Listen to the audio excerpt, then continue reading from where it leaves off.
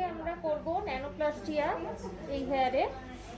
হেয়ারটা দেখছো খুব একটা যে ড্যামেজ তা না, ভালো ভালো হেয়ার, মানে এক কথায় ভালোই বলা যায়। তো তার মধ্যেই আমরা একটা ট্রিটমেন্ট আজকে করব। একটা উনি স্ট্রেট লুক চাইছেন, তো এর মধ্যে করেই আমরা একটা স্ট্রেট লুকস দেব।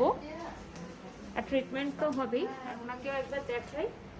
আমাদের এটা দুদিনের প্রসেস থাকে, আজকে হবে, কালকে প্রসেস ফুল কমপ্লিট হবে।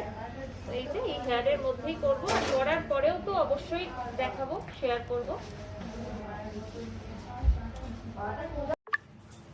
আগের হেয়ারটা দেখিয়েছিলাম, তো দেখো ন্যানোপ্লাস্টিয়া ফুল কমপ্লিট হয়ে গেছে। এটা দুদিনের থাকে ট্রিটমেন্টটা, দুদিন লাগে আমাদের করতে।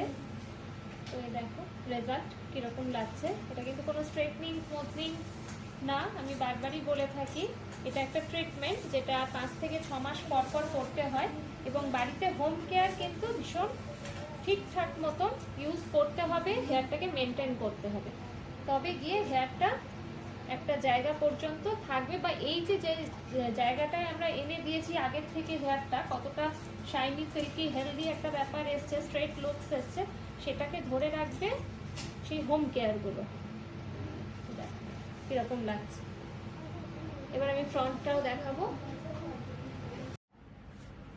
দেখো ফ্রন্টেও নিয়ে এসেছি।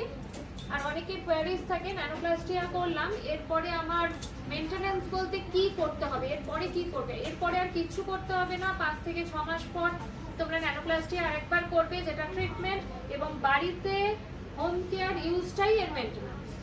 হোম কেয়ার যেটা ইউজ করবে সেটা ঠিকঠাক মতন ইউজ করবে, তাহলেই এর মেনটেনেন্স। আর এর পিছনে আর কোনো রকম কোনো এফোর্ট কাউকে দিতে হবে। এবার তুমি একটু দেখে নাও কেমন লাগছে, একটু হাত দাও। ঠিক আছে? হ্যাঁ, আর নিহারিকার পরিষেবা কেমন লাগে? ভালো লেগেছে। ঠিক আছে, উইদাউট ড্যামেজ একটা স্ট্রেট লুক চাইছিলাম, ওটাই।